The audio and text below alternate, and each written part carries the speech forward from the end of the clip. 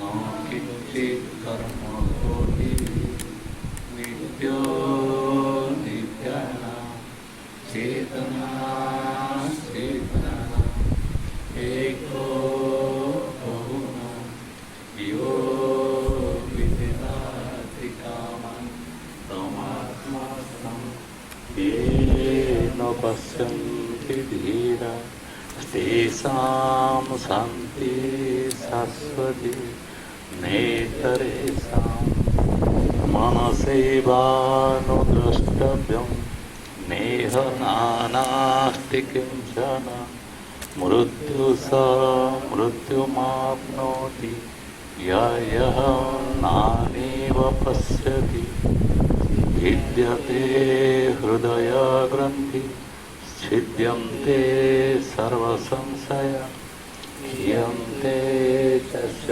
कर्माणि तस्मिन् दृष्टे परावरे अपाणिपादो जवनो गृहीता पश्यत्य चक्षुश्रवणात्य कर्म सवेति वेद्यं न च तस्यास्ति वेत्ता तमाहोरग्रह्यं पुरुषं महान्तम् यस्य देवे परावर्ति यथा देवे तथा गुरु तस्य ते कथिता यथा प्रकाशन्ते महात्मनः ज्ञानामृतेन तृप्तस्य कृतकृतस्य योगिनः नैवास्ति किञ्चित् कर्तव्यम् अस्ति चेतनसा तत्त्ववित् यचक्षुषा न पश्यति येन चक्षुंसि पश्यति तदैव ब्रह्मत्वं विद्धि नेदं जरिदम् उपासते। जीवन की घड़िया व्यर्थ न को बैठ के मनवा सोहम भजो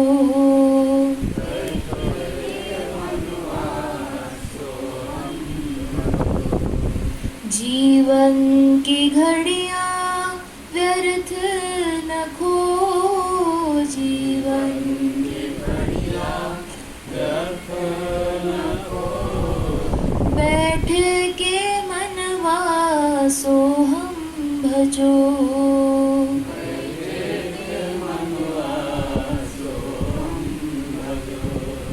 खोल के बिस्तर अब तू न सो खोल के बिस्तर अब तू न सो भोर भाई अब सो हम भजो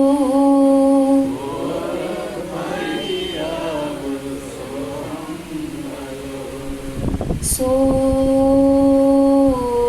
हम सो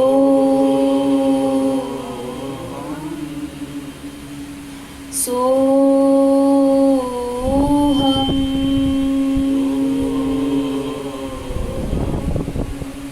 सो हम सो हम सो हम सो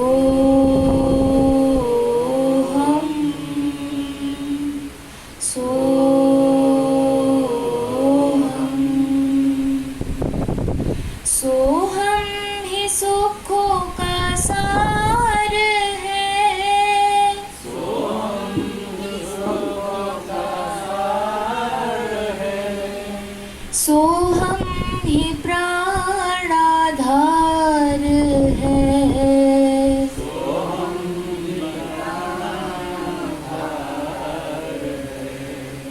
सो हम ही सुखों का सार है सो हम ही सुखों का सार है सो हम ही प्राणाधार है सो हम ही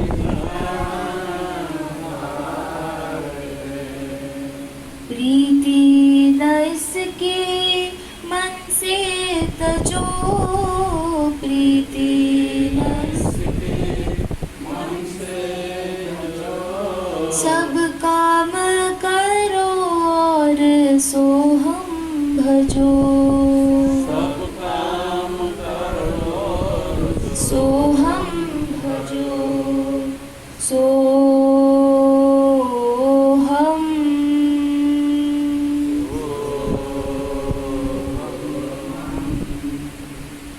सोहम।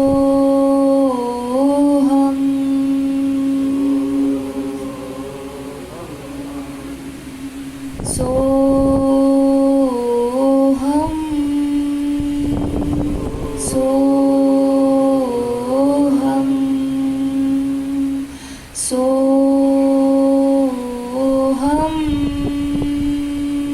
सोहम। भीतर श्वास में सो को धरो।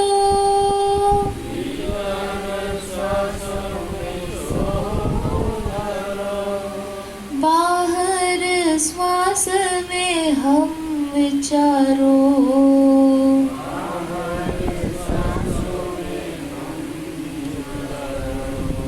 भीतर श्वास में सो को धरो।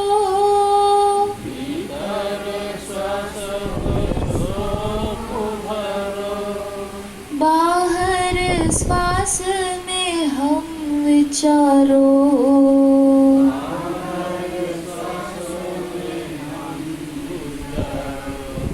सोहम की माला मन में पिरो। सोहम की माला मन में पिरो।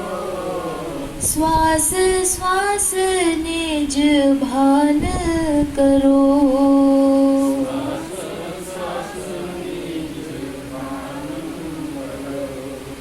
सोहम।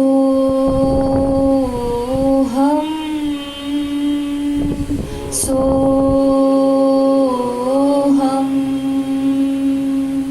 सोहम। सोहम।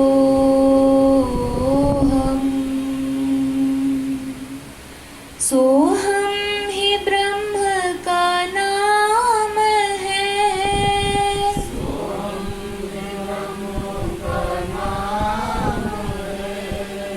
सोहम ही मुक्ति का धाम है।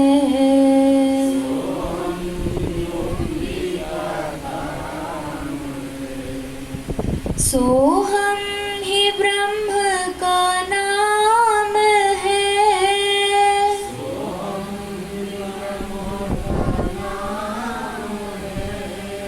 सोहम ही मुक्ति का धाम है।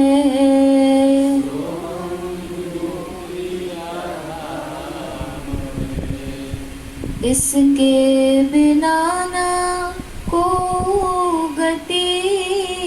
इसके बिना ना को गति। पाने को मोक्ष सोहम मिति।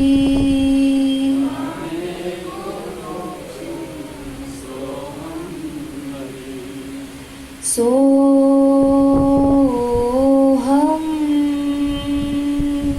सोहम। सोहम। सोहम।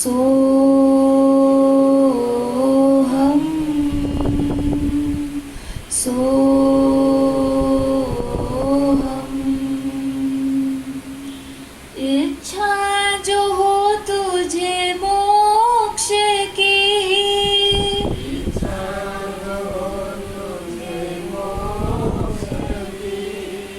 जाओ शरण गुरुदेव की।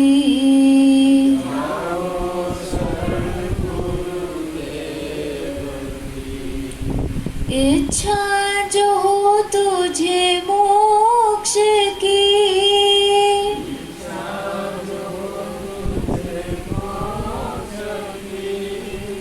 जाओ शरण गुरुदेव की।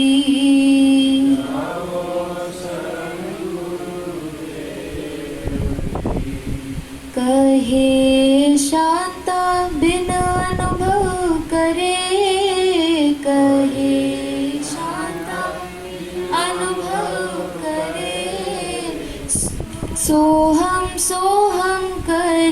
काहे मरे।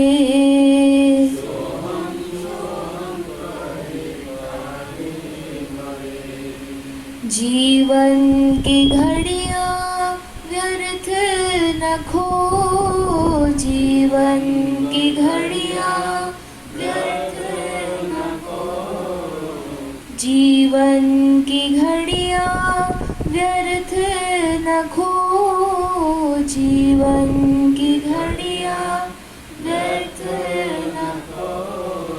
बैठ के मनवा सोहम भजो, सोहम भजो। खोल के बिस्तर अब तू न सो, खोल के बिस्तर अब तू न सो। भोर भई अब सोहम भजो,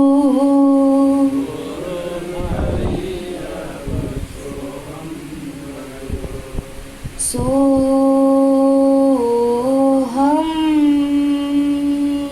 सोहम सोहम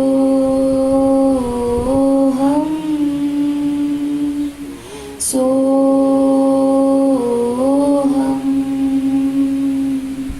सोहम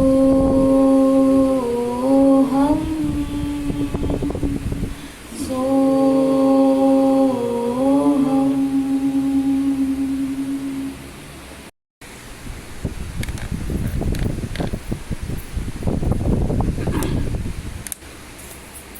भजन आमे शुणिले किंतु बोध करवा और शुणा भितर आकाश पाताल तफात अच्छे। कान संगीत प्रति आकृष्ट हब,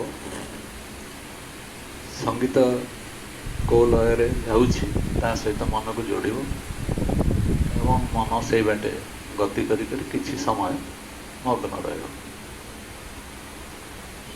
एटा को सहजरे ग्रहण करने ठीक नुहे। चमत्कार भाव ये भजन टी बहु वर्ष पूर्वे स्वामीजी लिखते शांता ना जी संबलपुर जी आणिकी स्वामीजी को प्रथम रखी थे। से शांता नाम रे ये भजन गुड़ाक सबू शांति पुष्पर स्वामीजी लिखिं कि ना दिखाई शांता। ये सबू भजन प्रिलिमिनारी अवस्था प्राथमिक अवस्था जो विद्यार्थी माने सत् विषय जानापी आग्रही टिके टिके अच्छा मुक्ति प्रबल इच्छा अच्छी से लोक मानक सब औषधि भाया हम औषध जमी से भाई कम दम। किंतु प्रत्येक भजन पछाड़े गोटे गोटे बाण बिंदी दिखाई कहीं सोहम करके मरुच जदि अनुभव ना धाड़ी टे नजर रखा सोहम सोहम शिवोहम शिवोहम कहीं मरुच कहीं जदि तार अनुभव ना मेन कथा सार सिद्धांत यहाँ पुणी गोटे शब्द से दौरान भोर भय। भोर भय मान कौन माने भोर है आम जो मैंने जो अवस्था संसार अच्छा ये सब राति अंधार किटकिट अंधार किसी देखा जाऊ कि आम मस्ती अच्छे भावुँ आम भावी नौ आम बड़ सुखप्रद जीवन जीवु जो अच्छु से भल किंतु सन्थ दृष्टि ये सबुठार अंधारतम अवस्था जो मनुष्य बहुत विषय जानापी आग्रही बुद्धिटा प्रचंड भाव में कम करुँ सका सन्ध्या पर्यंत मन दौड़ी भीषण भाव ये समस्त जिनस कर सारापर सी भावुँ मु सुखी अच्छी स्थिर से ना कौन से बिंदु से स्थिर ना जीवन भितर अस्थिरता भरपूर होगी अच्छी किंतु बाहर को से कहूँ मु स्थिर अच्छी मु शांत अच्छी ମୁଁ ସୁଖୀ ଅଛି। କିନ୍ତୁ ସନ୍ଥ ଦୃଷ୍ଟିରେ ଇଏ ହେଉଛି ଘୋର ଅନ୍ଧାର। କାହିଁକି ଅନ୍ଧାର? ନା ବାଟ କୋଉଟା ମୋତେ ଦେଖାଯାଉ, କୁଆଡ଼େ ଯିବି? ଯୋଉଠି ଅଛି ତା ମୋ ପାଇଁ ସୁଖଦାୟକ। ଶାସ୍ତ୍ର କହିଦେଲା ଆମକୁ ସେଇ କଥା, ସୁଖ ଦୁଃଖର ଡେଫିନେସନ୍ ସଂଜ୍ଞା ବତେଇ ଦେଲା। ଇଏ ହେଉଛି ସୁଖ, ଇଏ ହେଉଛି ଦୁଃଖ। ଦୁଃଖେ ସୁ ଉଦ୍ବିଗ୍ନ ମନା, ସୁଖେ ସୁ ବିଗତ ସ୍ପୃହ, ବିତରାଗ ଭୟ କ୍ରୋଧ ସ୍ଥିତ ଧୀମ ନିରୁଚ୍ୟତେ। ସ୍ଥିର ହେଇଯା, ସ୍ଥିର ହେଇଯା, ମୁନି ଭଳି ଶାନ୍ତ ହେଇଯା, ସ୍ଥିର ହେଇଯା। ତା ଦ୍ୱାରା କ'ଣ ହବ? ତୁ ନିଜକୁ ଉପଲବ୍ଧି କରିଯିବୁ। ତୁ ତ ଭାବିବୁ ମୁଁ ସମାଧି କଲେ, ଯୋଗ କଲେ ମୋତେ ମୁକ୍ତି ମିଳିଯିବ। ଯୋଗ ସମାଧିରେ ତୁ ତନ୍ମୟ ହେଇକି ବିଭୋର ହେଇକି ରହିଲେ ମଧ୍ୟ ଯୋଗ ଗୋଟେ ଅଲଗା ଜିନିଷ। ମୁଁ ତାକୁ ଯୋଗ କରିବା ପାଇଁ ଯାଉଛି, ଏ ଦୁଇ ଭାବ ଆସୁଛି ନା ନାହିଁ? କିନ୍ତୁ ଯଦି ଯୋଗ ସାଧନାରେ ମୁଁ ସଫଳ ହେଇଗଲି ତାହେଲେ ମୋ ଲକ୍ଷ୍ୟରେ ମୁଁ ପହଞ୍ଚିଯିବି। ଏଇଭଳି ଭାବନା ରଖିକି ଯୋଗୀ ଯୋଗ କରୁଛି ନା ନାହିଁ? ସନ୍ଥ ତାକୁ କହୁଛି ଇଏ କାମ ନୁହେଁ, ମୋଟେ ଆ ଦ୍ୱାରା କିଛି ହବନି। ଯେପର୍ଯ୍ୟନ୍ତ ତମର ନିଜସ୍ୱ ଅନୁଭବ ହେଇନି, ବୋଧ ହେଇନି, ସେ ପର୍ଯ୍ୟନ୍ତ ୟାର କିଛି ମୂଲ୍ୟ ନାହିଁ। ମୋର ଯେତେବେଳେ କୌଣସି ଜିନିଷ ବୋଧ ହବ, ଗୋଟେ ଜିନିଷକୁ ମୁଁ ବୋଧ କରିବି, ମୁଁ ହେଉଛି ଆତ୍ମା, ମୁଁ ହେଉଛି ବ୍ରହ୍ମ, ଯଦି ମୁଁ ଆକୁ ବୋଧ କରିଗଲି ସେତେବେଳେ ମୋତେ ମୁକ୍ତି ହବ ନା ନାହିଁ? ମୁଁ ମୁକ୍ତିର ସ୍ୱାଦ ଚାଖିପାରିବି ନା ନାହିଁ? ଶଶୀ ଚାଖିପାରିବି ନା ନାହିଁ? ସେ ମୁଣ୍ଡ ହଲେଇ ଦେଉଛି, ନା ଚାଖିପାରିବିନି। ଏଠି କୁହାହେଉଛି ଯେତେବେଳେ କୌଣସି ଜିନିଷ ବୋଧ ହେବା ପାଇଁ ଯାଉଛି ସେ ଜିନିଷଟା ଭିନ୍ନ ହେଇଯାଉଛି। ମୋତେ ଏଇ ଜିନିଷଟା ବୋଧ ହେଲା ଅର୍ଥାତ୍ ସେ ମୋଠାରୁ ଭିନ୍ନ ହେଇଗଲା। ମୁଁ ଆତ୍ମାକୁ ବୋଧ କଲି ଅର୍ଥାତ୍ ମୁଁ ଆତ୍ମାଠାରୁ ଭିନ୍ନ। ଏ ଭିନ୍ନତା ବୋଧ ଆତ୍ମଜ୍ଞାନରେ ନାହିଁ ବା ବ୍ରହ୍ମବୋଧରେ ନାହିଁ। ବ୍ରହ୍ମବୋଧ ଏକ ଭିନ୍ନ ଜିନିଷ, ଆତ୍ମବୋଧ ଏକ ଭିନ୍ନ ଜିନିଷ। ଯେଉଁ ଜିନିଷଟା ଆମେ ବୋଧ ହବ ବୋଲି କହୁଛୁ ସେ ମୋର, ମୁଁ ତାର ସାକ୍ଷୀ ହେଇଗଲି କି ତାକୁ ଦେଖିଲି, ସେ ମୋଠୁ ଭିନ୍ନ ନା ନାହିଁ? ଯେଉଁ ଜିନିଷଟା ମୁଁ ଦେଖିଲି ବା ଜାଣିଲି ସେ ମୋଠାରୁ ଭିନ୍ନ ନା ନାହିଁ? ଯେହେତୁ ସେ ମୋଠାରୁ ଭିନ୍ନ ହେଲା, ଏଥିରେ ମୋ ଲକ୍ଷ୍ୟ ସିଦ୍ଧି ହେବ ନାହିଁ। ମୁଁ ଯେଉଁଠି ପହଞ୍ଚିବା କଥା ସେଠି ମୁଁ ପହଞ୍ଚି ପାରିବି ନାହିଁ ବା ପହଞ୍ଚି ପାରି ନାହିଁ। କେହି ସଂସାରରେ ପହଞ୍ଚି ପାରିବେ ନାହିଁ। ସାଧୁ ସନ୍ଥମାନେ କହିଲେ ମଧ୍ୟ ସେମାନେ ପହଞ୍ଚି ପାରିବେ ନାହିଁ।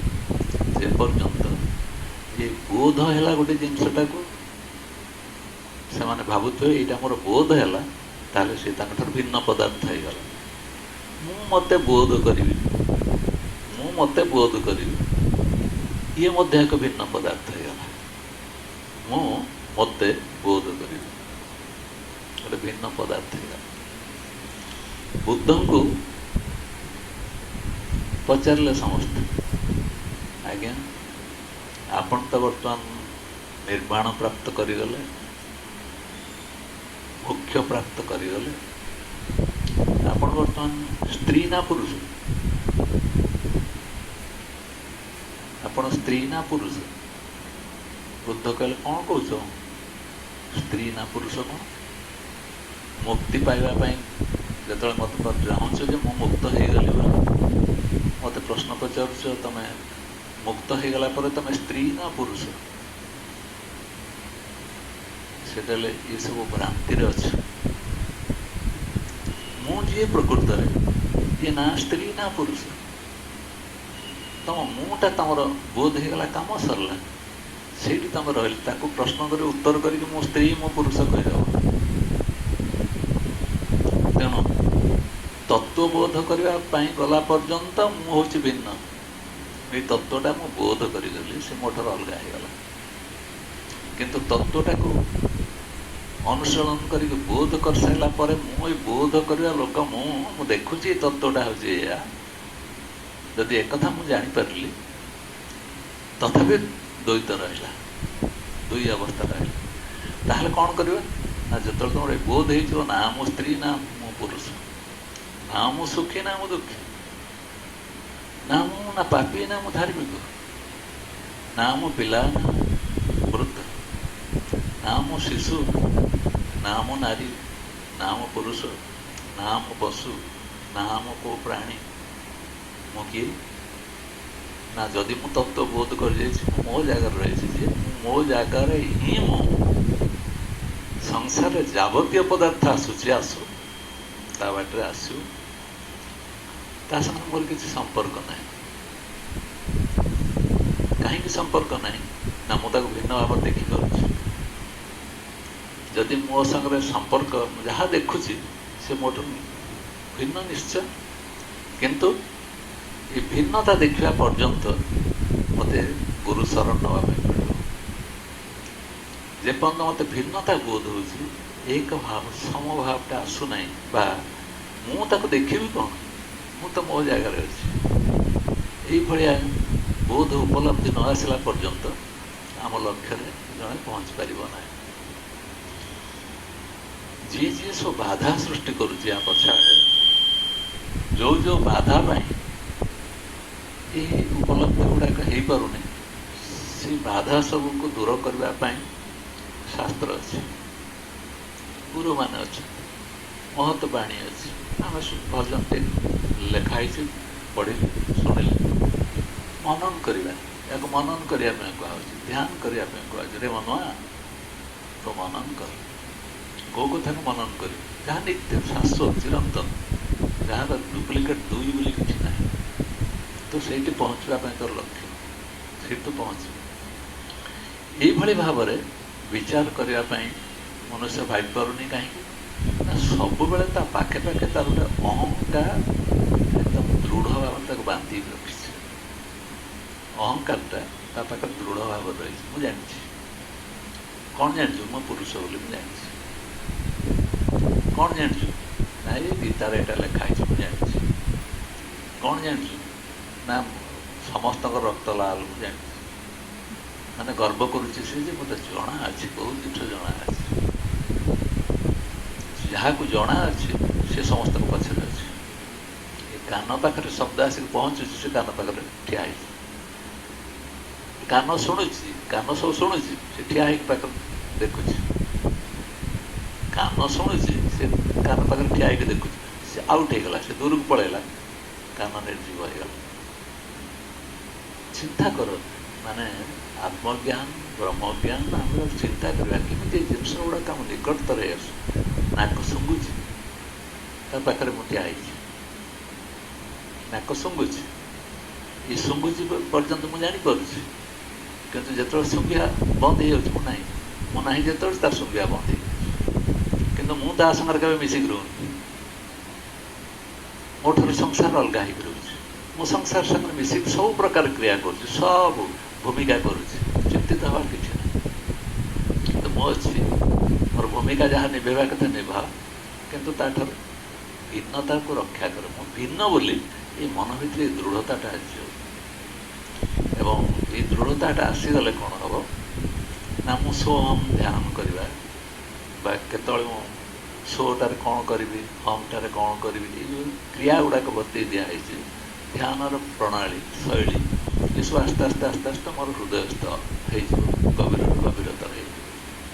କିନ୍ତୁ ଯେପର୍ଯ୍ୟନ୍ତ ମୁଁ ଜାଣିଛି ବା ମୋର ଅନୁଭବ ଅଛି, ମୁଁ ବୋଧ କରୁଛି ଅହଂଟା ରହୁଛି, ସେ ପର୍ଯ୍ୟନ୍ତ ମନୁଷ୍ୟ ନିଜ ସ୍ଥିତିରେ ସେ ପହଞ୍ଚି ପାରିବ ନାହିଁ। ତାର ସ୍ଥିତି ଫେରେ କ'ଣ? ତା ସ୍ଥିତି ଏଇ ଯେଉଁ ଆମେ ସତ୍ସଙ୍ଗ କରୁଛୁ ତା ମାଧ୍ୟମରେ ସେ ନିଜେ ବିଚାର କରିକି ଦେଖୁନି। ଏବେ ବର୍ତ୍ତମାନ ବସିକି ତନ୍ମୟ ହେଇକି ମୁଗ୍ଧ ହେଇକି ଯିଏ ଶୁଣୁଛି, ତା ପଛଆଡ଼େ ଆଉ ଜଣେ ଅଛି ନା ନାହିଁ, ଦେଖୁଛି ନା ନାହିଁ। ଆମେ ସେଟାକୁ ଛାଡ଼ି ଦେଉଛୁ। ଆମ ପଛଆଡ଼େ ଥାଇକି ଜଣେ ଦେଖୁଛୁ, ମୁଁ କେତେଦୂର ବୁଝୁଛି କେତେଦୂର ବୁଝୁନି, ଜଣେ ଜାଣୁଛି ନା ନାହିଁ। ମୁଁ କେତେବେଳେ ଅନ୍ୟମନସ୍କ ହେଉଛି, କେତେବେଳେ ଏକାଗ୍ର ହେଉଛି, କେଉଁଠି ଅଛି ଜାଣୁଛି ନା ନାହିଁ, ଜାଣିପାରୁଛି ନା ନାହିଁ।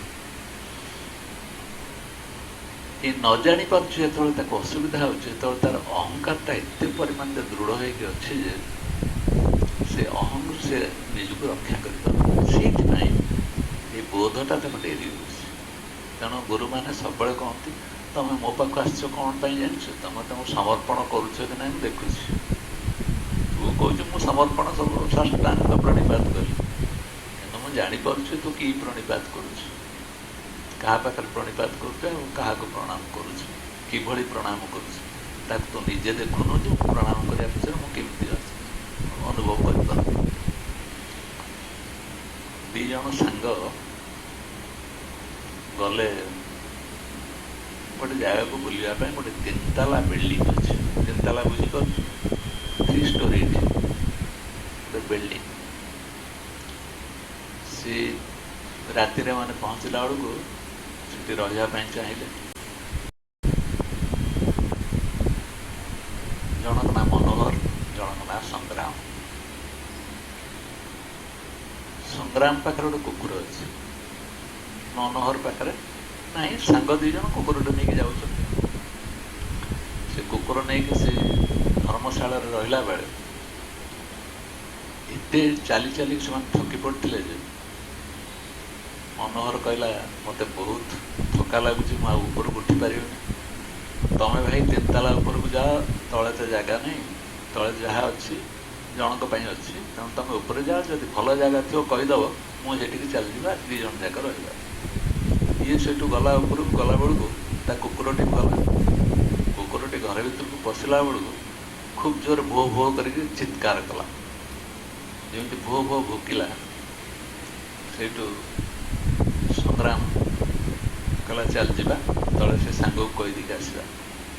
ଆସିକି ସେ ସାଙ୍ଗକୁ କହିଲା ଦେଖ ତମ ପାଇଁ ସେ ଜାଗା ଠିକ୍ ନୁହେଁ, ତମେ ସେଠିକି ଯାଅନି, ଆମେ ଯାଉଛୁ ସେଠି ରହିବୁ।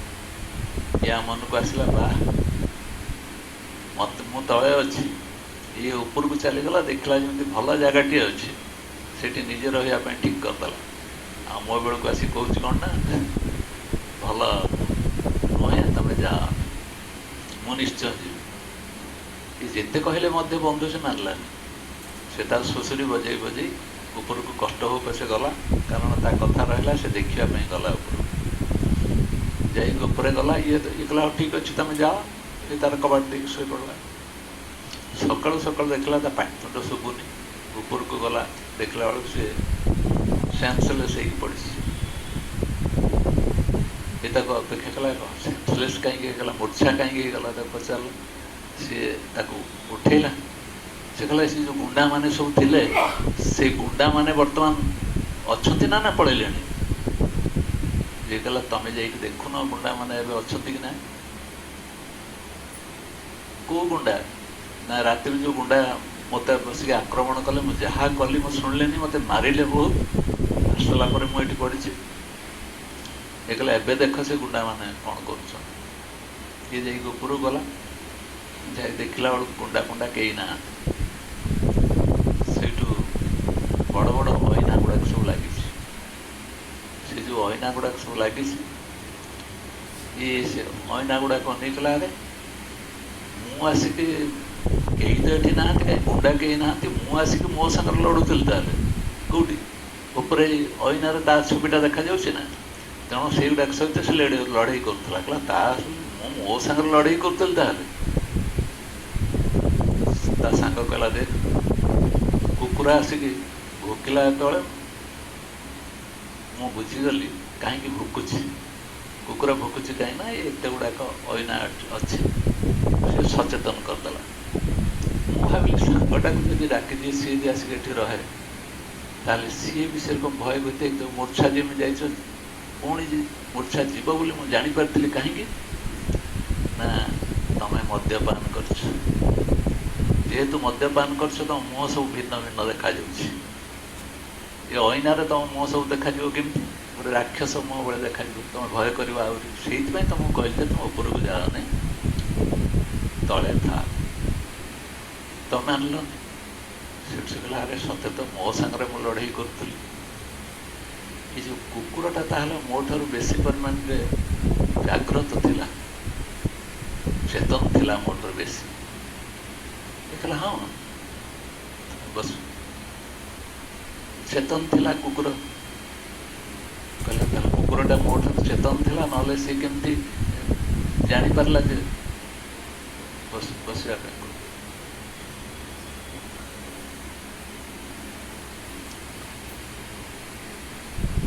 ଧରିପାରୁଛ ନା ନାଇଁ କଥାଟା? ଯେତେବେଳେ ୟାର ସେନ୍ସ ଆସିଲା, ଇଏ କହୁଛି ତାହେଲେ କୁକୁରଟା ମୋ ଠାରୁ ବେଶୀ ଜାଗ୍ରତ ଥିଲା, ସଚେତନ ଥିଲା, ସେ ଜାଣିପାରୁଥିଲା ଯେ କାହିଁକି ଭୋକିଲା। ଦେଖିଲା ହଁ ସେ କୁକୁର ସହିତ ମୁଁ ବି ତମର ଜଣେ ବନ୍ଧୁ ଥିଲି, ମୁଁ ବି ତମକୁ କହୁଥିଲି ଯେ ତମେ ସେଠି ରୁହ ନାହିଁ, କାରଣ ତମ ଅପେକ୍ଷା ମୁଁ ଜାଗ୍ରତ ଥିଲି, ଚେତନ ଥିଲି। ତମେ ମଦ୍ୟପାନ କରିଛ, ଉପରେ ଯଦି ଯାଇକି ରୁହ ତାହେଲେ ତମକୁ ଅଲଗା ଅଲଗା ସବୁ ଲାଗିବ, ସେଥିପାଇଁ କହିଥିଲି। ସେ ଆଉ ତାକୁ କିଛି କହିଲାନି, କହିଲା ହଁ ଠିକ୍, ତମେ ଯାହା କହୁଛ ଠିକ୍, ଏତିକି ଖାଇକି ସମର୍ଥନ କରିକି ରହିଗଲା। ଗପଟି ଆମେ ସାରିଲେ। ସାରାଂଶ କ'ଣ ରହିଲା ନା, ଗପର ସାରାଂଶ ରହିଲା ପ୍ରତ୍ୟେକ ମନୁଷ୍ୟ ଭିତରେ ତାର ଯେଉଁ ଯେଉଁ ପ୍ରକାର ରୂପ ଅଛି, ସେ ରୂପ ଭିତରେ ଏଇ ସଂସାରକୁ ସତ୍ୟ ମନେ କରୁଥିବା ଲୋକଟି ତାର ଅହଙ୍କାରକୁ ନେଇକି ବଞ୍ଚେ। ମୋର ଅହଙ୍କାରଟା ସାଂସାରିକ ପଦାର୍ଥର ପ୍ରତ୍ୟେକ ପଦାର୍ଥ ଭିତରେ ମୋର ଅହଙ୍କାର କାମ କରୁଥାଏ। ଦ୍ୱୈତ ବ୍ୟକ୍ତିତ୍ୱ, ଦୁଇ ପ୍ରକାର ପର୍ସନାଲିଟି। ଗୋଟିଏ କାମ କରୁଥାଏ, ମୁଁ ସତ୍ ପଥରେ ଯିବା ପାଇଁ ଗଲାବେଳେ ମନଟା ଶାନ୍ତ ରହୁଛି, ସୋହମ୍ ଭଜୋ ମନ, ସୋହମ୍ ଭଜୋ, ସୋହମ୍ ସୋହମ୍ କହିଲା ବେଳେ ଆମେ ତା ଲୟ ସହିତ ଏକାକାର ଇଏ କରୁଛୁ, ବଡ଼ ଶାନ୍ତି ଲାଗେ। ଇଏ ଗୋଟେ ପ୍ରକାର ମନ। ଆଉ ଗୋଟେ ପ୍ରକାର ମନ ହେଉଛି ମୋତେ ଯାହା ଲାଗିଲା, ଆଉ ଯେତେ ଜଣ ବସିଛନ୍ତି ତାଙ୍କୁ ଲାଗିଲା କି ସାଙ୍ଗେ ସାଙ୍ଗେ ଆଉ ଗୋଟେ ମନ କହୁଛି। ତେଣୁ ପ୍ରତ୍ୟେକ ସମୟରେ ମନ ଭିନ୍ନ ଭିନ୍ନ ରୂପ ଧରିକି ତାର ଅହଙ୍କାର ପଛରେ ବୁଲୁଥାଏ। ଆମେ ସମସ୍ତେ ଯେତିକି ବସିଛନ୍ତି ଆମେ ହେଉଛୁ ଏ ଅହଙ୍କାରର ଗୋଟେ ଗୋଟେ ପ୍ରତିମୂର୍ତ୍ତି, ପ୍ରତିବିମ୍ବ। ଏଇ ଥିବା ଯୋଗୁଁ ପରମାତ୍ମାଙ୍କ ସମ୍ପର୍କରେ ଧ୍ୟାନସ୍ଥ ଯଦି ଜଣେ ହେଲା ଯେ ପରମାତ୍ମା କିଏ, ଯଦି ଏଇ ବୋଧତା ଭିତରକୁ ଆସିଲା, ଏଇ ବୋଧ କରିବା ପାଇଁ ଯଦି ସେ ସଂକଳ୍ପବଦ୍ଧ ହେଲା ଏବଂ ଧୀରେ ଧୀରେ ଧୀରେ ଧୀରେ ସେଇ ପଦରେ ଗଲା, ନିଜେ ତ ଜାଣିନି ନା ଅନ୍ଧକାର ଭିତରେ ସେ ଅଛି। ଯିଏ ଆଲୋକ ଟିକେ ସ୍ପର୍ଶ ପାଇଛି ସେ ତାକୁ ସେ ଆଲୋକ ବାଟେ ନେଇକି ଏଇ ବାଟେ ଚାଲ, ଏଇ ବାଟେ ଚାଲ କହି କହିକି ନେବ। ଯିଏ ସେ ଆଲୋକ ପାଇଛି ବୋଲି ପ୍ରଥମେ ବିଶ୍ୱାସ ନ କରିବ, ସେ କେବେ ଯିବ ନାହିଁ, ସେ ବାଟେ କେବେ ଯିବ ନାହିଁ। ଯିଏ ଆଲୋକ ପାଇଯାଇଛି ତାକୁ ସବୁଗୁଡ଼ାକ ଜଳ ଜଳିକି ଦେଖାଯାଉଛି, ଏହାପରେ ଏହା ହେବ, ତାପରେ ସେହା ହେବ, ଯେଉଁଟାକି ଆମର ଦୃଷ୍ଟି ସିଆଡ଼କୁ ପାଉନାହିଁ।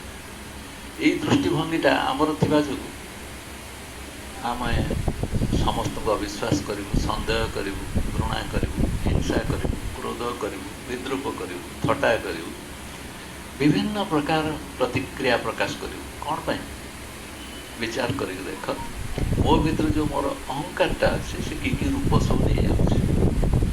କିନ୍ତୁ ଯେତେବେଳେ ଜଣେ ଅନୁଭବ କରିବ ଯେ ଏ ସବୁ ପଛଆଡ଼େ ମୋ ପାଖରେ ଜଣେ ଅଛି, ଦେଖୁଛି ସବୁ, ମୁଁ ଯାହା ଯାହା କରୁଛି ସେ ସବୁ ଦେଖୁଛି, ଜାଣୁଛି, ତାକୁ ଯଦି ଜଣେ ବୋଧ କରିପାରିଲା, ଦେଖିପାରିଲା, ତାକୁ ଆମେ ମୁକ୍ତ ପୁରୁଷ ବୋଲି କହିପାରିବା। ସେ ହେଉଛି ମୁକ୍ତ, କାରଣ ସେ ପ୍ରତ୍ୟେକ ପଦାର୍ଥକୁ କ'ଣ କ'ଣ ଘଟୁଛି ତାଠାରୁ ଅଲଗା ହେଇକି ଦେଖୁଛି। ଆମେ କ'ଣ କରୁଛୁ ନା ପ୍ରତ୍ୟେକ ପଦାର୍ଥ ସହିତ ଏକାକାର ହେଇଯାଉଛି।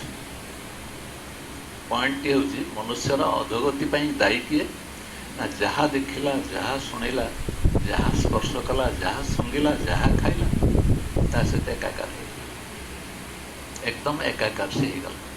ଏକାକାର ହେଇସାରିଲା ପରେ ତାର ସର୍ବଶ୍ରେଷ୍ଠ ପ୍ରାଧାନ୍ୟ କାହା ଉପରେ ରହିଲା ନା ମୋ ରସନା ଉପରେ, ଜୀବ ଉପରେ। ୟାକୁ ଯଦି ଆକର୍ଷଣୀୟ ଖାଦ୍ୟ କେଉଁଠି ମିଳୁଛି, ଭଲ ଖାଦ୍ୟ, ଭଲ ଜିନିଷ, ତାହେଲେ ସେ ତା ଆଡ଼ିକି ନଜର ରଖିଲା ଏବଂ ସେଇ ଅନୁସାରେ ସେ ବିଚାର କଲା ମୋର ସନ୍ତାନ ସନ୍ତତି, ବନ୍ଧୁ ବାନ୍ଧବ, ପ୍ରିୟା ପ୍ରୀତି ସମସ୍ତେ ମଧ୍ୟ ସେଇ ପ୍ରକାର ସୁଖ ନିଶ୍ଚୟ ଅନୁଭବ କରୁଥିବେ। ରସନାକୁ ଯେଉଁ ସୁଖ ଅଛି, ତା ସୁଖଟାକୁ ସେ ଅନ୍ୟମାନଙ୍କର ସୁଖ ଭଳିଆ ତାକୁ ଅଜାଡ଼ି ଦେଲା। କିନ୍ତୁ ଯଦି ଚୈତନ୍ୟର କଥା ସେ ବୁଝିପାରୁଥାନ୍ତା, ଚେତନାର କଥା ବୁଝିପାରୁଥାନ୍ତା, ତାହେଲେ ସେ କ'ଣ ଦେଖନ୍ତା ଯେ ପ୍ରତ୍ୟେକ ପଛଆଡ଼େ କେହି ନା କେହି ଏକ ସତ୍ତା ଅଛି ଯିଏକି ସବୁଗୁଡ଼ାକ ଦେଖୁଛି। ସେ କାହା ସହିତ ଲିପ୍ତ ନୁହେଁ, ତାର ଅନ୍ୟ ନାମ ହେଲା ନିର୍ଲିପ୍ତ। ସବୁ ଜିନିଷ ସହିତ ସେ ସମ୍ପର୍କିତ, କିନ୍ତୁ ତା ସହିତ ତାର ଲିପ୍ତ ସେ ରହିନି। ବ୍ରତାଚାରୀ କେତେଜଣ ଥିଲେ, ବ୍ରତ ପାଳନ କରୁଥିଲେ ନାରୀମାନେ। ସେ ବ୍ରତ ପାଳନ କରୁ କରୁ ସେମାନେ ଯାଇଛନ୍ତି ନାଉରିଆକୁ ଡାକିଲେ, ଏଇ ନାଉରୀ ଟିକେ ଆମକୁ ନେଇଯାଅ। ନାଉରୀ ଆସୁ ଆସୁ ଡେରି ହେଲା, ତେଣୁ ସେମାନେ କ'ଣ କଲେ, କହିଲେ ଆମେ ଆଉ ସମୟ କାହିଁ ନଷ୍ଟ କରିବା, ଏ ଗୁମ୍ଫା ଅଛି ଉପରେ ଗୋଟେ, ସେଠି ଗୋଟେ ସନ୍ନ୍ୟାସୀ ରହୁଛନ୍ତି। ସେ ସନ୍ନ୍ୟାସୀକୁ ଟିକେ ପ୍ରଣାମ କରି ପଳେଇ ଆସିବା। ଜଣେ ଜଣେ ପ୍ରଣାମ କରିବା ପାଇଁ ଗଲେ। ପ୍ରଣାମ କରିକି ସେଠୁ ଆସିଲା ପରେ ଯାହା ଯାହା ପ୍ରସାଦ ସବୁ ନେଇଥିଲେ, ଉପବାସ ତ କରିଛନ୍ତି, ସନ୍ନ୍ୟାସୀକୁ ଦେଲେ, ସିଏ ଆରାମରେ ଖାଇଲେ, କିଛି ଅସୁବିଧା ନାହିଁ। ଏମାନେ ଫେରି ଆସିଲା ପରେ ଦେଖିଲେ ନାଉରିଆ ଆସୁ, ବ୍ୟସ୍ତ ହେଇ ପଡ଼ିଲେଣି, ଆମେ କେମିତି ଏ ବ୍ରତଟାକୁ ପାଳନ କରିସାରିଲା ପରେ ଫେରିବୁ, ଏ ନାଉରିଆ ଆସୁନି, କ'ଣ କରାଯିବ? ଝଡ଼ ବର୍ଷା ତୁଫାନ ଉଠି ଆସିଲାଣି, ଖୁବ୍ ଜୋର ଝଡ଼ ବର୍ଷା ହେଇଯିବ, ଅସୁବିଧା ହେବ। ଏଇ ସମୟରେ ନାଉରିଆ ସେଠୁ ଦେଖିଲା, ଦେଖି ଆସିକି ପହଞ୍ଚିଲା ପରେ କହିଲା ଚାଲ। ଏଠି ଏମାନେ କହିଲେ ତମେ ଏତେ ଡେରି କଲ, ଏ ଝଡ଼ ତୋଫାନ ସବୁ ଆସିଗଲାଣି। ହଁ, ଝଡ଼ ତୋଫାନ ଆସିଗଲାଣି, ନାଉରିଆ କହିଲା, ଆସିଗଲାଣି ଝଡ଼ ତୋଫାନ। ତମେ ସମସ୍ତେ ବ୍ରତାଚାରୀ ନା, ବ୍ରତ କରିଛ ତ, ଯଦି ତମ ବ୍ରତରେ ତମର ନିଷ୍ଠା ଥାଏ ତାହେଲେ ଝଡ଼ ତୋଫାନ ହବନି। ତମ ବ୍ରତରେ ତମ ନିଷ୍ଠା ଅଛି ତ? ହଁ, ଆମ ପୁରା ନିଷ୍ଠା ଅଛି, ଆମେ ଏତିକି ଟିକେ ଖାଦ୍ୟ ବି ଖାଇବୁ, ଇଆଡ଼ୁ ବ୍ରତ ପୂଜା ସାରିଲା ପରେ ଯାଇ ଘରେ ଖାଇବୁ। ତାହେଲେ ତ ତମର ଡରିବାରେ କିଛି ନାହିଁ, ନୌକାରେ କିଛି ହବନି, ଝଡ଼ ତୋଫାନ କିଛି ହବନି, ତମ ବସ ନୌକାରେ। ନାଇଁ ତମେ କିଛି ଜାଣିଲା ଭଳିଆ ଆମକୁ ଲାଗୁଛି, ତମେ ନାଉରି ସିନା, କିନ୍ତୁ ତମ ଭିତରେ ଯେଉଁ ବିବେକ ଅଛି ସେ ବହୁତ ଅଧିକ, ତେଣୁ ତମେ ବତାଅ ନା। ମଣିଷର ବଡ଼ ଦୁର୍ବଳତା ହେଉଛି ଡୁପ୍ଲିକେଟ୍। ମଣିଷର ସବୁଠାରୁ ବଡ଼ ଅସୁବିଧା ହେଉଛି ସେ ଦୁଇ ପ୍ରକାର ମଣିଷ। ଯାହା କରିଥିବ ତାକୁ ସେ ଲୁଚେଇ ଦେବ, ତାକୁ କରିବା ପାଇଁ ତାର ସାହସ ନାହିଁ। ଯାହା ନ କରିଥିବ ତାକୁ କହିଦେବ। ଡୁପ୍ଲିକେଟ୍ କେବେ ହେଲେ ଗୋଟେ ସଚୋଟ ସେ ନାହିଁ। ତେଣୁ ତମମାନେ କିଛି ନା କିଛି ଆହାର କରିଥିବ, କିନ୍ତୁ ଯଦି କିଏ ଆହାର ନ କରିଥିବ ତାହେଲେ ତମେ ସୁରୁଖୁରୁରେ ନାଁରେ ଯାଇପାରିଥାନ୍ତ। ଆହାର କରୁଛ କି ନାହିଁ? ନାଇଁ ନା, ଆମେ କିଛି ଆହାର କରୁ, ତାହେଲେ ନୌକା ବୁଡ଼ିବାର ସମ୍ଭାବନା ନାହିଁ। ଏମାନେ ମନେ ମନେ ଭାବିଲେ କ'ଣ, କହିଲେ କ'ଣ କରିବା, କିଛି ନା କିଛି ତ ଟିକେ ଟିକେ ଖିଆ ହେଇଯାଇଛି, କେତେ ସମୟ ଉପବାସ ରହିବା, କିଛି ନା କିଛି ଖିଆ ହେଇଯାଇଛି। ତେଣୁ ସେ କହିଲା ତାହେଲେ ଗୋଟେ କାମ କର, ଯଦି କିଏ ନ ଖାଇଥିବ, କେହି ଖାଇନଥିବ, କେହି ସେଇଭଳି ଗୋଟେ ଲୋକକୁ ତମେ ଡାକ, ଯାହାର କିଛି ଆହାର କରିନଥିବ। ଏଇ ଯେଉଁ ସନ୍ନ୍ୟାସଟି ପାହାଡ଼ ଉପରେ ଅଛି ତାକୁ ଡାକ, ଯଦି ସିଏ ଆହାର କରିନଥିବେ କି ଖାଇନଥିବେ ସେ ଚାଲି ଯାଇପାରିବେ। ଏମାନେ ତାକୁ କହିଲେ ହଁ, ଆମେ ତ ନେଇକି ଦେଇଛୁ, ସେ ଖାଇଛନ୍ତି, ଆମେ ଜାଣିଛୁ, ତମେ ଯଦି ନାଉରିଆ କହୁଛ ଚାଲ ଯିବା, ତାଙ୍କୁ ଡାକିକି ଆଣିବା। ଏମାନେ ଯାଇକି ପହଞ୍ଚିଲେ ସନ୍ନ୍ୟାସୀ ପାଖରେ। ସେ ସନ୍ନ୍ୟାସୀ କହିଲେ ମୁଁ ଯିବି। ଆସିକି ସେ ଡଙ୍ଗାରେ ବସିଲେ, ଝଡ଼ ତୋଫାନ କିଛି ହେଲାନି। ଇଏ ସେଠୁ ଆସିକି ପହଞ୍ଚି ସାରିଲା ପରେ ଏମାନେ ତାଙ୍କର ପୂଜା ବ୍ରତ ସବୁ ସାରିକି ଫେରିଲା ବେଳକୁ କେମିତି କେଉଁଠି ପାଖ ଆଖରେ ନାଉରିଆଟା ଆକୁ ଛାଡ଼ିବା ପାଇଁ ସନ୍ନ୍ୟାସୀକି ଆସିଛି। ଏମାନେ ଭାବିଲେ ଏଇ ମୁହୂର୍ତ୍ତରେ ଆମେ ଚାଲ ଯିବା, କେଉଁଠି ନା କେଉଁଠି ଖାଦ୍ୟପେୟ କେଉଁଠି ଥିବ ଟିକେ ଟିକେ ଖାଇଦେବା, କେତେ ସମୟ ହେଲା ଭୋକରେ ରହିଲୁ। ସେଠି ସେ ନାଉରିଆ ପହଞ୍ଚି ସାରିଲା ପରେ କହିଲା, ଆମର ଜଣେ କହିଲା ମୋର 2 ଜଣ ଶଳା ଆସିଥିଲେ, ତାଙ୍କ ଭଉଣୀ ମାନେ ମୋ ସ୍ତ୍ରୀ ଭଲ ରନ୍ଧାରନ୍ଧି କରିଥିଲି। ଏ ରନ୍ଧାରନ୍ଧିରେ ଆସିଲା ବେଳେ ମୋତେ, ମୁଁ ଉପବାସ କରିଥିଲି, ମୋତେ ଚାମଚେ ଦେଇଥିଲେ ଖାଇବା ପାଇଁ, ଟିକେ ଖାଇ ଦେଇଥିଲି, ମୁଁ ଖାଇ ଦେଇଥିଲି। ଆଉ ଜଣେ କହିଲା ମୁଁ ଏବେ ଟିକେ କ'ଣ ଖାଇ ଦେଇଥିଲି ଯେ, କିନ୍ତୁ ଆମ ଗଲେ ଝଡ଼ ତୋଫାନ ହେଇକି ନୌକା ବୁଡ଼ି ଯାଇଥାନ୍ତା, ଆଉ ସନ୍ନ୍ୟାସୀ ଆସିଲେ ଯେ ଆଉ ଝଡ଼ ତୋଫାନ ବନ୍ଦ ହେଇଗଲା। ସେ ନାଉରି ହସିଲା, କହିଲା ତମ ଉପବାସ ତାଙ୍କ ଉପବାସ ଭିତରେ ତଫାତ ଅଛି। କ'ଣ ତାଙ୍କ ଉପବାସ? ନା ସେଥିରେ ଯେଉଁ ଖାଦ୍ୟକୁ ଖାଇଲା ତା ସହିତ ତାର ଗ୍ଲାନି ନାହିଁ। ମୁଁ ଖାଇବାର କଥା ଖାଇଦେଲି, ମୁଁ ଖାଇଲି କି ନାହିଁ ତା ପାଇଁ ଭାବିବନି, ତ ମନରେ ରଖୁନି। ମୁଁ ଖାଇ ନାହିଁ ତା ପାଇଁ ମଧ୍ୟ ସେ ଭାବୁନି। ମୁଁ ଡାକିଦେଲି ଆସ, ସେ ଆସିକି ବସିଗଲା ନୌକା ଉପରେ। ଆଉ ତମେ ଯେଉଁ ଆଜି ବ୍ରତ ପାଳିକି ଆସିଲ, ଏଇ ଯେଉଁ ସତ୍ସଙ୍ଗ କଲ ପୁଣ୍ୟ ପାଇଁ, ଏଇ ଯେଉଁ ଲୋକଟାର ପୁଣ୍ୟ ପାଇଁ ତମେ ସବୁ ସତ୍ସଙ୍ଗ କଲ, ସତ୍ସଙ୍ଗର ଲାଭ ପାଇଁ ତମ ଉପବାସ ଆଜି ପୂର୍ଣ୍ଣ ହେଲା, ତମ ନୌକାରେ ଆସିପାରିଲ, ନହେଲେ ତମେ ବୁଡ଼ିଥାନ୍ତ। ଏଠି କହିବାର ତାତ୍ପର୍ଯ୍ୟ ରହିଲା ଯେ ତମେ ଆସିଛ ଉପବାସ କରିଛ, ନିଷ୍ଠାର ସହିତ ଉପବାସ କରିବା ପାଇଁ ଆସିଲ, କିନ୍ତୁ ତମ ମନ ଭିତରେ ରହିଛି ଯେ ବଜାରରେ ଭଲ ଭଲ ଖାଦ୍ୟ ମିଳୁଛି କେଉଁଠି ଖାଇବା। ତମେ ଆସିଛ ଉପବାସ କରିବା ପାଇଁ, କିନ୍ତୁ ତମ ସମଗ୍ର ମନ ଯାଇକି ରହିଛି ଗୋଟେ ଖାଦ୍ୟ ପାଖରେ। ସେଇଭଳି ଭାବ ତମ ଭିତରେ ତମର ଯେଉଁ ବିଚାର, ତମର ମନର ଯେଉଁ ଭାବନା, ଇଏ ସବୁବେଳେ ଏଇଭଳିଆ ଅଛି। କିନ୍ତୁ ସେ ସନ୍ନ୍ୟାସୀର ଭାବନା ବୋଲି କିଛି ନାହିଁ। ସେ ଯାହା କରୁଛି ସାଙ୍ଗେ ସାଙ୍ଗେ ଇମିଡ଼ିଏଟଲି ସେଇଟା ହେଉଛି ଏବଂ ସାଙ୍ଗେ ସାଙ୍ଗେ ସେଇଟା ସେ ଭୁଲି ଯାଉଛି, ତା ସହିତ ତାର ସମ୍ପର୍କ ରଖୁନି। ତମେ ଯାହା କରୁଛ ତା ସହିତ ତମେ ଯୋଡ଼ି ହେଇକି ରହିଛ, ତମେ ଲାଖି ହେଇକି ରହିଛ। ଇଏ ହେଉଛି ତମର ଆଉ ତାର ଭିତରେ ତଫାତ୍। ତେଣୁ ଆତ୍ମାର ଅନୁସନ୍ଧାନ କରୁଥିବା ବ୍ୟକ୍ତି ବିଶେଷ ଯିଏକି ମୁକ୍ତି ଗୋଟେ ମୁଁ ପାଇବି, ମୁଁ ଗୋଟେ ସାଧକ ଶ୍ରେଣୀରେ ପହଞ୍ଚିବି, ମୋ ପାଇଁ ଏହା କର୍ତ୍ତବ୍ୟ, ମୁଁ ଯଦି ତାକୁ ନକରେ ନହେବ, ଏଇସବୁ ଭାବନା ଭିତରେ ସେ ରହିବନି। କାରଣ ସେ ଜାଣୁଛି ଯେ ଇଏ ହେଲା ମୁକ୍ତ ପୁରୁଷ, ସିଏ ସବୁ ସମୟରେ, ସବୁ ଅବସ୍ଥାରେ, ସବୁ ଚିନ୍ତନରେ ସ୍ୱାଭାବିକ ହେବ। ସେ କହିବ ଯେ ମୁଁ ଆତ୍ମା ହେଉଛି ନିରଞ୍ଜନ, ନିର୍ଦୋଷ। ମୁଁ ନିର୍ଦୋଷ ଭାବରେ ସବୁ ଅବସ୍ଥାରେ, ସବୁ ସ୍ଥିତିରେ ରହିଛି। ମୋତେ କେହି ଅଟକେଇ ଦେଇପାରିବନି, କୌଣସି ଶାସ୍ତ୍ର ପାଖରେ ମୁଁ ଅଟକିକି ରହିବି।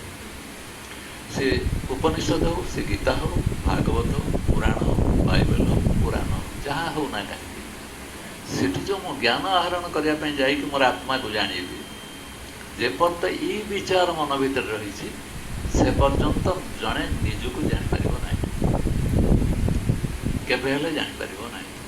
ଜାଣିବ କେତେବେଳେ ନା ଯେତେବେଳେ ସେ ବୋଧ କରିବ ଯେଉଁ ଶାସ୍ତ୍ର, ଯେଉଁ ପୁରାଣ ମୁଁ ପଢ଼ିଲି, ସେ ଯେଉଁ ଜ୍ଞାନ ସବୁ ଦେଲେ, ସେ ଜ୍ଞାନ ହେଉଛି ପ୍ରକୃତ ଅନୁଭବର ଜିନିଷ ନୁହେଁ। ସେଠି ମୋତେ ଦ୍ୱୈତ ଅବସ୍ଥାରେ ପକାଉଛି, ଦୁଇରେ ପକାଉଛି। ମୁଁ ଆଉ ଗୋଟେ ଜ୍ଞାନ ପାଇକି ତାକୁ ମୋ ଜୀବନରେ ପ୍ରୟୋଗ କରିବା ପାଇଁ ଭାବୁଛି।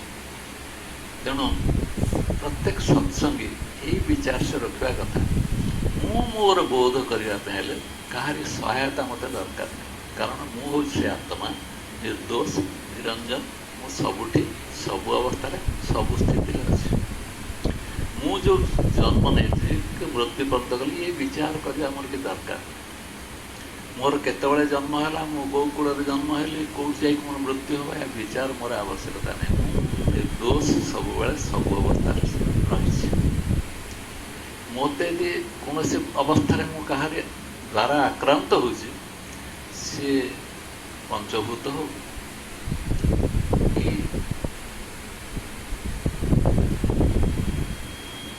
ଯେକୌଣସି ପର୍ଯ୍ୟାୟ ହଉ, ଆଗକୁ ଆମେ ସିଆଡ଼ିକି ଯିବାନି ଟେକ୍ନିକାଲ ସାଇଡ଼କୁ, ଆମେ କେବଳ ସାରାଂଶଟି ଗ୍ରହଣ କରିବା। ଯେଉଁ ଯେଉଁ ପର୍ଯ୍ୟାୟ ଦ୍ୱାରା ମୋ ଜୀବନ ତିଆରି ହେଇଛି ବୋଲି ଆମକୁ ବୁଝେଇ ଦିଆହେଇଛି, ତୁ ମନ ନୁହେଁ, ତୁ ବୁଦ୍ଧି ନୁହେଁ, ତୁ ଚିତ୍ତ ନୁହେଁ, ତୁ ଅହଙ୍କାର ନୁହେଁ, ମାନେ ଏଗୁଡ଼ା ଶିଖା ହେଇଛି କାହିଁକି? ତାହେଲେ ମୁଁ କିଏ? ଏଇଟା ଖୋଜିବା ପାଇଁ ତ। ମୁଁ କିଏକୁ ଖୋଜିବା ପାଇଁ ଗଲାବେଳେ ମୁଁ ମୋ ଠାରୁ ଅଲଗା ହେଇଯାଉଛି ନା ନାହିଁ? ଆମର ତାତ୍ପର୍ଯ୍ୟ ହେଉଛି ଏଇଠି ଟିକେ ସାବଧାନ ହେଇକି ମନେ ରଖିବା ପାଇଁ ପଡ଼ିବ। ମୁଁ ମୋତେ ଯଦି ଖୋଜିବା ପାଇଁ ଗଲି, ପାଇପାରିବି ନାହିଁ। କାହିଁକି ନା ମୁଁ ଖୋଜିବା ପୂର୍ବରୁ ଅଛି ନା ନାହିଁ। ଯିଏ ଖୋଜିବା ପାଇଁ ଯାଉଛି ସେ ଆଗେ ଅଛି ନା ନାହିଁ। ତେଣୁ ମୋର ସ୍ଥିତି ସବୁବେଳେ ସବୁ ଅବସ୍ଥାରେ ଅଛି, ରହିଛି। ତେଣୁ ମୁଁ ମୋତେ ଖୋଜିବା, ମୁଁ ମୋତେ ଅନୁସନ୍ଧାନ କରିବା, ମୁଁ ମୋତେ ପାଇବା, ଏଇଟା ହେଲା ଦ୍ୱୈତର କଥା। ମୁଁ ଯାହାକୁ ପାଇଲି ସେ ମୁଁ, ମୋଠାରୁ ସେ ଭିନ୍ନ। ଏତିକି ମନ ଭିତରେ ରଖିବା କଥା ସତ୍ସଙ୍ଗ ହିସାବରେ, ଯେ ଆମେ ଯେଉଁ ଜିନିଷକୁ ଖୋଜିବା ପାଇଁ ଯାଉଛୁ ସେ ମୋ ପାଖରେ ସବୁବେଳେ ଉପଲବ୍ଧ, ସବୁବେଳେ ମୋ ପାଖରେ ଅଛି। ସିଏ ନଥିଲେ କୌଣସି ପ୍ରାଣୀ ତିଷ୍ଠି ପାରିବନି, କୌଣସି ଅବସ୍ଥାରେ ତିଷ୍ଠି ପାରିବନି। ଖାଲି ମନେ ରଖିବା କଥା, ଅନୁଭବ କରିବା କଥା, ବୋଧ କରିବା କଥା, ଯାହା ସହିତ ଯେତେବେଳେ ମୁଁ ଯେମିତି ବ୍ୟବହାର କଲେ ମଧ୍ୟ ମୋର ଉପସ୍ଥିତି ଅଛି ହିଁ ଅଛି। ସେଇ ମୁଁ ଯିଏ ଉପସ୍ଥିତ ଅଛି, ତା ଚେହେରା ଅଛି, ନା ତାର ରୂପ ଅଛି, ନା ତାର ବର୍ଣ୍ଣ ଅଛି, ନା ତାର କୌଣସି କାନ୍ତି ଅଛି। ମୁଁ ଯିଏ, ମୁଁ ପ୍ରକୃତରେ ଏଇଥିପାଇଁ କୁହାହେଉଛି ମୁଁ ନିର୍ଦୋଷ। ମୋ ଭିତରେ କୌଣସି କଳଙ୍କ ଲାଗେନି। ମୋର ଗୋଟେ ରୂପର କଳଙ୍କ ନାହିଁ, ମୋର ଗୋଟେ ଗୁଣର କଳଙ୍କ ନାହିଁ, ମୋତେ କୌଣସି ପ୍ରକାର ମୋ ଉପରେ ଆସ୍ତରଣ ନାହିଁ, ଗୋଟେ ଆବରଣ ମୋ ଉପରେ ନାହିଁ। ସେଇଟାକୁ ମୁଁ ବୋଧ କରିବି, କିନ୍ତୁ ସେଟାକୁ ପ୍ରକାଶ କରିପାରିବି ନାହିଁ। ଅପ୍ରକାଶ୍ୟ, ତାକୁ ଶାସ୍ତ୍ର କହିଦେଉଛି ଅପ୍ରକାଶ୍ୟ, ତାକୁ ପ୍ରକାଶ କରିହେବ। କିନ୍ତୁ ଜାଣୁଛି କିଛି ନା କିଛି ଗୋଟେ अच्छी जो सत्ताटी अच्छी से सबु भितर सबु अवस्था सबु स्थिति रे ही परिपूर्ण अवस्था रही। छोटिया छोटिया सूत्र आगे जो पहुँचापी पाद शरीर इंद्रिय मन इत्यादि साधनार आवश्यकता थाए ताहा संसार। ये पाद कोठी पहुँचापी चाहूँगी, शरीर कोठी पहुँचापी चाहूँगी, इंद्रिय कोठी पहुँचापी चाहूँगी, मन कोठी पहुँचापी या जो साधन कर न कले हेनी। मनटा सब मनसा एभली मनटार अवस्था सबु समय से व्यतिव्यस्त करस्तत कर मन उपबंगमा धम्मा मनो श्रद्धा मनोमया बुद्ध कौन मन उपर विश्लेषण कर मनटा कौन। तेणु जहाँ मनरे मनीष भावुची चिंतन करुच्ची तार प्रभाव तार जीवन पर पड़ुଛି। तेणु जदि मनुष्य से निरंजन निष्कलंक स्थितिटा निरंजन शब्दर अर्थ है निर्दोष, जहाँ पर कौन दोष लगे ना। ये क्या शब्द ना आत्मार शब्दटा ब्रह्मर शब्दटा हूँ निर्दोष, दोष जोटी ना। यही स्थिति में पहुँचापी हेल्ले मन पाखे अटकी ना। बुद्ध से मन हूँ सब प्रकार विपर्यर कारण बोली मन शब्द सब लिखी मन उपबंगमा धम्मा मनो श्रद्धा मनोमाया मनसा से प्रसन्न करोतिबा जी जहाँ करुच्ची चिंतन करुच्ची तार चखवा अनपाई जमी शगड़ जाऊथो तार चकटा आगे आगे चलुची से बलद को छुई पारुनी। जी मन को संयम करनेला ताको संसार टाणी पार ना। ये उपदेश दिखाई माने मन उपर उपदेश दिखाई। ये स्वामीजी कहते आम मन हो पाद हो शरीर हो इंद्रिय हो ये सब साधन आवश्यकता था तापाई आमको संसार में बुझे दिखाई। शरीर को यही रखू, इंद्रिय को यही रखू, मन को यही रखू, साधन सब बती दिखाई ना। एतिक पर्यंत जदि मनुष्य जाऊँ मो शरीरटा केमती ठीक रही मो शरीर ठीक मन ठीक मन ठीक रहा आत्मा आड़ी मुझे जापरि सहज सिद्धि लाभ करी मुक्ति मत ये मत पारंपरिक नीति नियम या पालन करने पड़ो। से कहते से पर्यंत संसार अच्छी से पर्यंत परमार्थ ना। एवं विचार कर देख बाहर चली चली जाऊले कौटी पहुँचो आम बाहर पहुँच बाहर चली चली चली चली जब आम जा कौट पहुँचा बाहर पहुँचा। तेणु निज स्वरूप रहा ही परम धाम पहुँचा। आम जो डिस्कसन कर स्वरूप पहुँचा जे मुझे प्रत्येक अवस्था केमिति रही मो बिना जड़े किसी करें से अच्छी बोली कहीपर मोर अस्तित्वर प्रमाण जी प्रत्येक प्राणी भितर वृक्षलता कीट पत्र बारंबार कहूँ तार अस्तित्व हूँ मूल जिनस। से अस्तित्व पाखे पहुँची जावाटे हूँ निज स्वरूप रहा मान अर्थात परम धाम पहुँचवा। ये एक शब्द परम धाम फेर कौटी परम धाम आम पहुँचवा।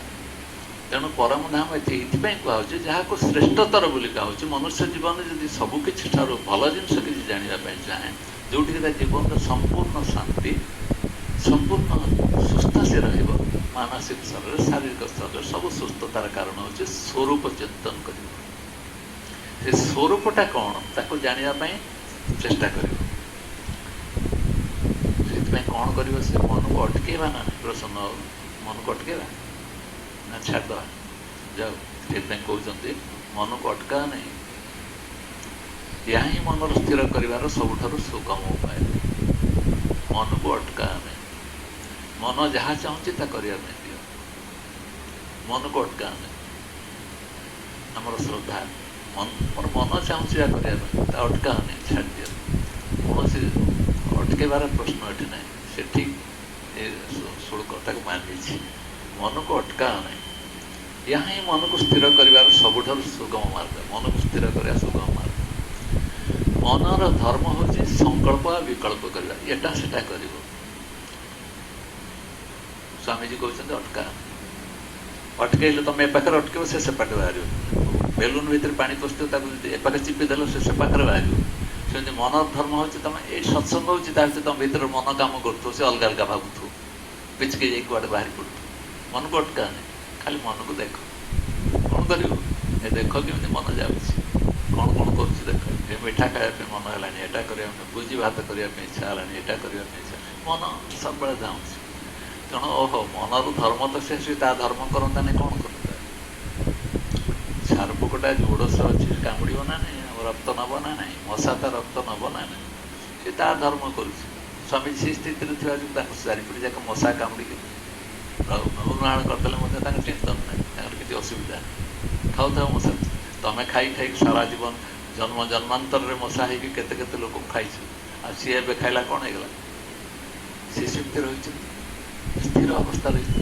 ଇନ୍ଦ୍ରିୟ ତାଙ୍କ ସଂଯମ କରିବା ଦରକାର ନାହିଁ, ମନ ସଂଯମ କରିବା ଦରକାର ନାହିଁ, ବୁଦ୍ଧି ସଂଯମ କରିବା ଦରକାର ନାହିଁ, ଚିତ୍ତକୁ ସଂଯମ କରିବା ଦରକାର ନାହିଁ। କ'ଣ ପାଇଁ ନା ମୁଁ ନିଜେ କିଏ ଜାଣିଯାଇଛି। ତାହେଲେ ଏତେ ସହଜ ଉପାୟ ଗୋଟେ ଅଛି, ନିଜକୁ ଜାଣିଗଲା ମାନେ ସବୁ ପ୍ରକାର ସୂତ୍ର ତମ ପାଖରେ ହାତ ମୁଠାରେ ରହିବ। ଏମିତି କିଛି ସଂସାରରେ କୌଣସି ସୂତ୍ର ନାହିଁ ଯେଉଁଟାକି ମୁଁ କରିପାରିବି ନାହିଁ। ତେଣୁ ସେ ମହାପୁରୁଷ ଯିଏ ହେଲା ତାର ମୂଳ ଜିନିଷଟା ହେଲା ସଂସାରରେ ସବୁ ସମୟରେ ନିଜେ କ'ଣ ମୁଁ ଜାଣିଥିବା ଯୋଗୁଁ ଯେତେ ମହାପୁରୁଷ ଅଛି ସେମାନଙ୍କର ଶ୍ରେଷ୍ଠତା କେଉଁଠି ରହୁଛି ନା ନିଜ ସ୍ୱରୂପ ସମ୍ପର୍କରେ ପୂର୍ଣ୍ଣ ମାନେ ସେମାନଙ୍କର ସଚେତନତା ଅଛି। କିଏ ପ୍ରକୃତରେ ତମ ରମଣ ମହର୍ଷି କୁହ ତାହା କହୁଛ, ପୂର୍ଣ୍ଣ ସଚେତନତା ଯେଉଁମାନଙ୍କର ଅଛି ସେମାନଙ୍କ ମୁଖ ଭିତରେ ସବୁବେଳେ ହସ ହସ ଭାବ ଥିବ, ଆନନ୍ଦମୟ ଭାବ ଥିବ, ସେ ବିରସ ନିରସ ହେବ ନାହିଁ। କାହିଁକି ତ ମୁଁ ସୁଖୀ ହେଇଛି, କାହିଁକି ତ ଦୁଃଖୀ ଅଛି, ଏ ପ୍ରଶ୍ନ ସେ ପଚାରିବା ଲଜ୍ଜାଜନକ ପ୍ରଶ୍ନ। ତୁ ଦୁଃଖୀ କାହିଁକି ଅଛୁ, ତୁ ସୁଖୀ କାହିଁକି ଅଛୁ, ଏ ପ୍ରଶ୍ନ ନୁହେଁ, ଏ ଗୋଟେ ବଡ଼ ପ୍ରଶ୍ନ ନୁହେଁ। ଆମେ କେଡ଼େ କେଡ଼େ ପ୍ରଶ୍ନ ଭାବୁଛୁ, ଆଜି କ'ଣ ହେଇଯିବି, ଏମିତି ଶୁଖିଲା ଶୁଖିଲା ମୁହଁ ଦେଖାଯାଉଛି, ଇଏ ପ୍ରଶ୍ନ ନୁହେଁ। ଆମେ ଜାଣୁଛୁ ସେ ଚୈତନ୍ୟ ଆତ୍ମା ହେଇଥିବା ଯୋଗୁଁ ସିଏ ପ୍ରକୃତରେ କିଏ, ଦୁଃଖ ସୁଖ କାହାକୁ, ମନକୁ। ତାମାନେ ମନର ଆମ ଉପରେ ମାଲିକ ହେଇକି ଆମ ମୁଣ୍ଡ ଉପରେ ବସିକି ଆମକୁ ନେଉଛି ତାହେଲେ ନାଇଁ କି? ତେଣୁ ମନର ମାଲିକ କରିଦିଅ ନାହିଁ, ମନକୁ ଦେଖ, ମନକୁ ଦେଖ, ତାକୁ ଅଟକାଅ ନାହିଁ, ତାକୁ ଛାଡ଼ିଦିଅ। ମନକୁ ସ୍ଥିର କରିବାର ସବୁଠାରୁ ସୁଗମ ମାର୍ଗ ହେଲା ତାକୁ ଛାଡ଼ିଦିଅ। ଅର୍ଥାତ୍ ମନ ତାର ଧର୍ମ ପାଳନ କରିକି ତାର ଯାଉଛି, କିନ୍ତୁ ମନଠାରୁ ଶିଖିବାର କ'ଣ ଅଛି? ଯତ୍ର ଯତ୍ର ମନୋ ଯାତି ତତ୍ର ତତ୍ର ସମାଧି। କିନ୍ତୁ ମନଟାକୁ ତ ଛାଡ଼ିଦିଅ ତା ବାଟରେ କହୁଛ, କିନ୍ତୁ ମନ ଯୁଆଡ଼େ ଯାଉଛି ଏଟା ସମାଧିସ୍ଥ ହେଉଛି। ଏ କଥା ବି ତା ସାଙ୍ଗେ ସାଙ୍ଗେ ଅଛି, ଏ କଥା ବି ଦେଖ, ଯତ୍ର ଯତ୍ର ମନୋ ଯାତି ତତ୍ର ତତ୍ର ସମାଧି। ତାର ସ୍ୱର ଆଡ଼ିକି ଧର ତାର ଗଲା, ମନ ଗଲା, ସମାଧିସ୍ଥ ହେଇଗଲା। ମୋର ନଜର ରହିଲା, ମୁଁ ତା ଅନୁସାରେ ସେ ଅନୁସାରେ ମୁଁ ଉଚ୍ଚାରଣ କରିବି, ମୁଁ ସମାଧିସ୍ଥ ହେଇଗଲି। ମୋର କାନ ସମାଧିସ୍ଥ ହେଇଗଲା, ମୋର ମନ ସମାଧିସ୍ଥ ହେଇଗଲା। ଦେଖ, ଯତ୍ର ଯତ୍ର ମନ ଯାତି ତତ୍ର ତତ୍ର ସମାଧି।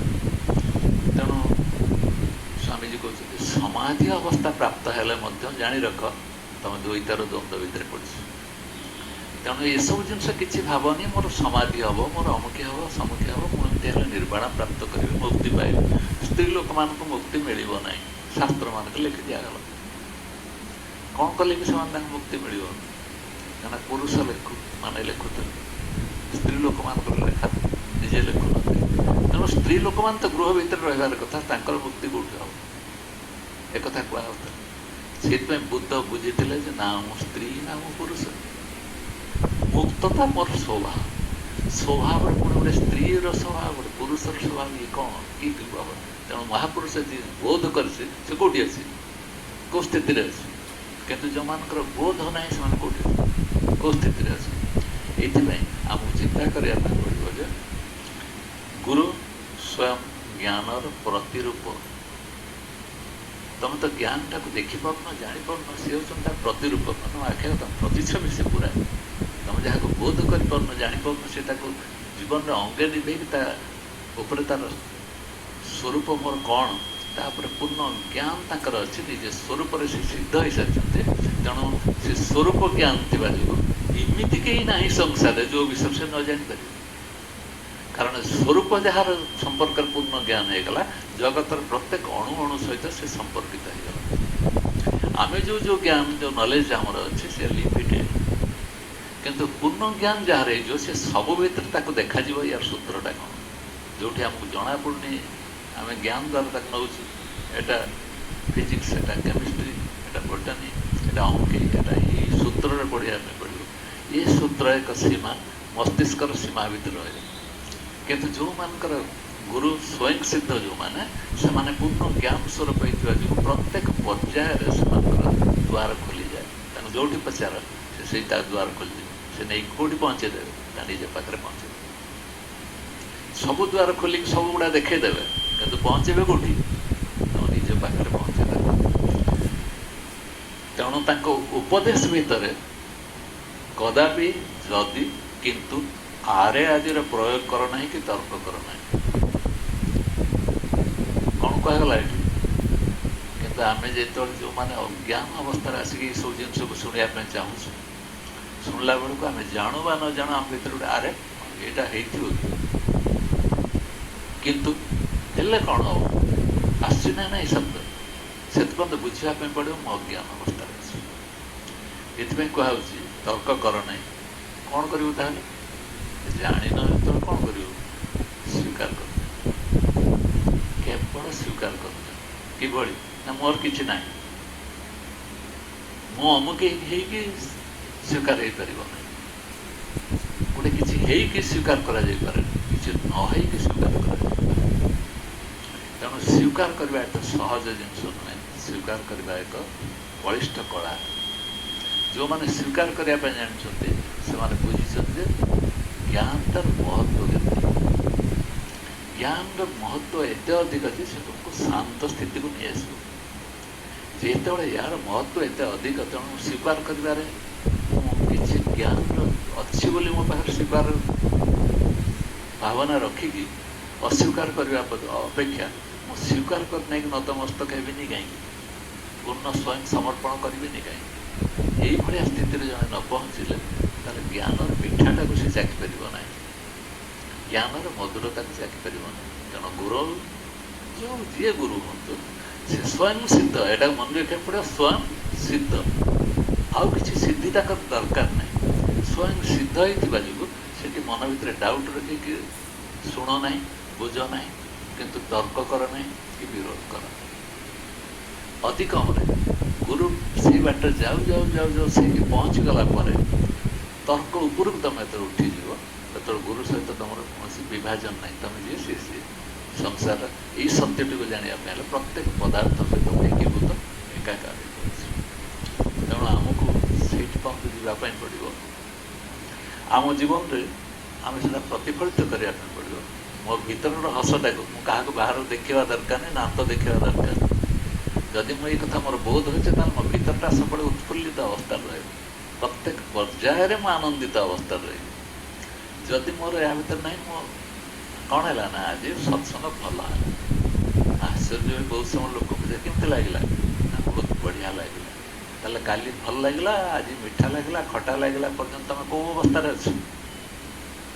सत्संग तो सत्संग कौन से एक निर्दिष्ट एंगल गोटे लक्ष्य जाऊँगा निजर स्वरूप ताड़ी के नजर रखिक आलोचना होड़ी तो मुझे गली से समयटा भितर मुझे थी कि मो भर कौट थी ना आउ गोटे रूप मुझे मत निज भर डाउट आस सन्देह आस मुझे एकाकार अच्छी मुझे नुहे मुझे शून्य अवस्था आसिक बस मत सब समय मो यही अवस्था जीवन में प्रयोग करा पड़े मो सब बड़े शांत मधुर मो भर सब मीठा आखि जानले ये हूँ कथा सारा शांति पाठ करवा